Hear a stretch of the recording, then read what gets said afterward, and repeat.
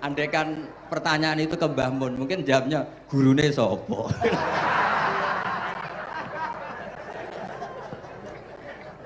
Tapi mungkin kalau ke mbah-mbah saya ya juga mbah-mbahnya nih Biha juga Mbak Abdul Aziz, mungkin putuku. Tapi kalau saya ingin cerita tentang saya paling ya, oh aku sregep. Yang jelas tuh dalika fadlu wa yu'ti apa? Mayasa. Tapi gini, kalau ini menghormati bahasa saya ini, kalau ijazah begini, dulu Mbah Mun tuh sering cerita, juga bahasa hal. Kayak nak kepengen ngalim, ku sinau sedurunge ngaji. Ya.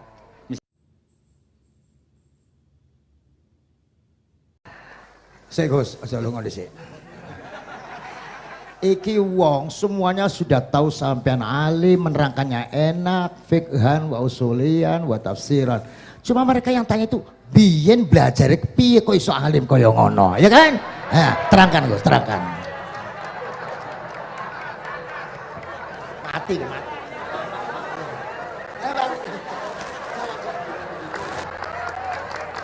Setuju kan, setuju? Asal dakaik.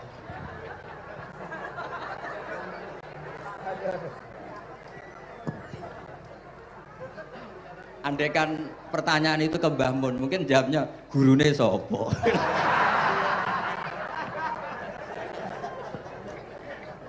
Tapi mungkin kalau ke mbah-mbah saya ya juga mbah-mbahnya nih Biha juga Mbak Abdul Aziz, mungkin putuku. Tapi kalau saya ingin cerita tentang saya paling ya, oh aku sregep. Yang jelas tuh dalika fadlu wa yu'ti apa? Mayasa. Tapi gini, kalau ini menghormati bahasa saya ini, kalau ijazah begini, dulu Mbah Mun tuh sering cerita, juga bahasa hal. Kayak nak kepengen ngalim, ku sinau sedurunge ngaji. Ya, misalnya kamu ngaji takrib atau ngaji wahab sama Mbah Mun, kamu baca dulu. Sebelum ngaji. Nah, setelah dibaca, misalnya kamu baca rofa, kok Mbah Mun baca jer, kamu baca jer, Mbah Mun baca rofa, berarti goblok tulen. Karena semua teori Anda kok salah. Ya misalnya Mbah Mun baca wadakaro sopo al-musonifu, kamu baca wadakaro al-musonif. Berarti kan goblok banget itu. Ya kan ada cerita gitu, ada orang tuh nggak tahu betul, Gus maknanya lam tardiman itu apa? Lam tardiman. Dicari di kamus tuh udah ada, ternyata itu di khet lam tarodaman. Dia baca satu lam tardiman, dicari di kamus sampai hidup mati lagi agak ada. Nah, jadi kamu baca dulu, misalnya di bab khet lam taro ngali sapa mar'ah daman ing getih. Ternyata ngaji Mbah Mun paginya jadi baca lam taro daman. Jadi kalau kamu malamnya baca lam tardiman loh kok. Jadi itu kata Dawe Mbah Mun mergo sorokan kabeh santriku ora mungkin. Carane ngecek kebenaran Anda yo maca sik. Nanti kalau kemiripannya 50% ya separuh alim. Kalau 70% ya serondo alim. Tapi nanti kalau kemiripannya sampai 100% dan berkali-kali, ya berarti kan sudah luar biasa. Jadi yang ngaji sama Ki Mustafa, Ki Niam, saya mohon santri-santri itu belajar dulu. Biar bisa ngecek nanti guru saya baca kayak apa. Bodoh salah ya Gus. Kenapa lah? Bodoh salah. Karena kiai itu kalau salah ya mau ngalah. Ini ceritanya Mbah Mun betul. Ada kiai nggak tahu apa kakean mergawe, kakean politik nggak tahu. Wal babi lan walang. Terus ada santri, kulo gak ada makna kok lawang.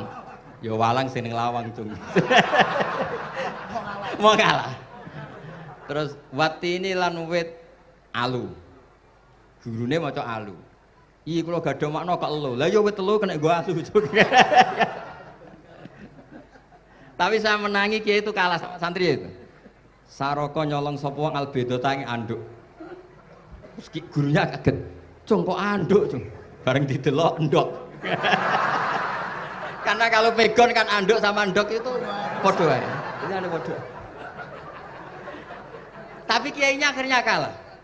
Memangnya nyolong anduk boleh? Yo ora, cung, yo haram, yo podo ae kalau gitu nyolong.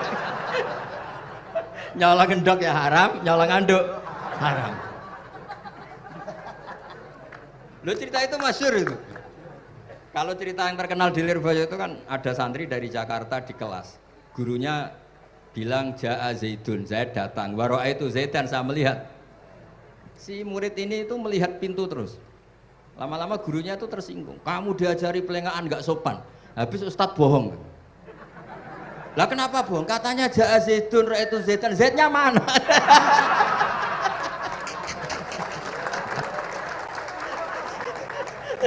Dia nggak ngerti. Zaid datang, saya melihat. Mana orangnya kok dibahas-bahas terus itu? Ya, jadi yang serius tadi kalau sampean ingin nguji kualitas Anda, makanya saya dulu itu pede baca kitab di depan bangun karena ya ngecek. Dan dulu itu Gus Zofur, Gus Kamil sebelum ngaji ya itu mesti sinau sama saya. Nanti ketika bangun baca tadi kalau kemiripannya kita 90% ya bagus. Syukur-syukur sampai 100. Dan itu terulang sampai Wahab Hatam, Jamul Jami' Hatam. Sehingga kita tahu. Jadi kalau diskusi kita kok salah ya tahu, kalau benar ya tahu. Kalau tahqiq ya tahu. Biasanya kalau tahqiq itu bangun karena takut nyalahkan kiai-kiai Jawa. Kalau baca 2 kali, misalnya begini. Yasmalu, kadang diwaca Yasmilu ora apa-apa nggih Jawa wae gitu. Karena kalau kita memaksakan sampai benar seperti di kamus, kayaknya kalau kiai Jawa itu berat. Berat sekali. Dumeli bojo bolak-balik mesti ora goblok wis apik lah. Karena kalau baca tahqiq itu kan butuh kamus. Yang benar itu Yasmalu misalnya. Tapi kan populer juga orang baca Yasmilu. Saya tuh menangi loh, Kiai Jawa dulu baca Simai itu menangi, Masdar Simai. Lama-lama setelah banyak alumni Al-Azhar terus berdasar kamus, baca Samai semua sekarang. Saya menangi Kiai itu baca Dilalah. Lama-lama karena sekarang udah banyak punya kamus, baca Dalalah. Fa'alah. Jadi Kiai itu juga kadang-kadang keteror muridnya. Makanya Syekh Zakaria Al-Ansori itu pernah ditanya, kenapa engkau begitu alim alama sampai dilakopi Syekhul Islam? Kata beliau itu lucu jawabannya, karena saya ini orang yang sial. Saya dulu punya guru namanya Ibnu Hajar Al-Asqalani dan punya murid namanya Ibnu Hajar Al-Haytami. Kata beliau, dukik tu bena hajaro ini. Saya ini digebek 2 batu. Kalau mau ngaji takut saya minta ampun karena disuruh baca sama Ibnu Hajar Al-Asqalani. Kalau mau ngajar takutnya saya bukan main karena Ibnu Hajar Al-Haytami itu cerdasnya bukan main. Jadi kalau saya salah itu konangan. Akhirnya dia jadi orang sial tadi. Mau ngaji ya belajar, mau ngajar ya belajar. Makanya meskipun ini pernah sepuh saya tidak berani ngaji beliau. Wah mesti meriang saya kalau ngaji. Jadi yang terkenal alim-alim mohon ngajinya dikurangi ya, karena ini kasihan gurunya. Kasihan gurunya. Nggih, Bon cekap. Bon, itu catat ya. Sebelum ngaji baca dulu. Satu lagi, Gus. Sampean ketoke kiai desa kok kuliah. Betul kuliah? Oh, nggih. Pun dari belajar dari mana sampai kemana Gus jenengan? Dari Mondo sampai ke Jogja sampai Putih. Monggo.